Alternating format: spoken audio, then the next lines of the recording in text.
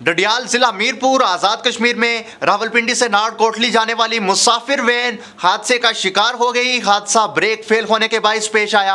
हादसे में ड्राइवर समेत 3 अफराद जाँ बहक हो गए, जबकि 2 की हालत तशवीशनाक बताई जाती है। मजीद 7 अफराद भी जख्मी हुए हैं। वाक़े की इतला मिलते ही इंतजामिया फौरी तौर पर जाए हादसा पर पहुंची और साथ में ड्राइवर मोहम्मद मेहरबान जो कि गाड़ी का मालिक था मौका पर ही दम तोड़ गया, जबकि कंडक्टर मोहम्मद रियासत जख्मों की ताब न लाते हुए अस्पताल डडियाल में दम तोड़ गया।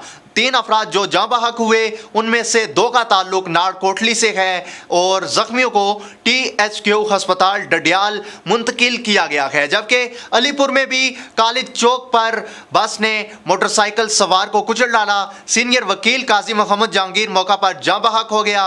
ड्राइवर को गिरफ्तार कर लिया गया है। पुलिस ने मजीद कार्रवाई भी शुरू कर दी है।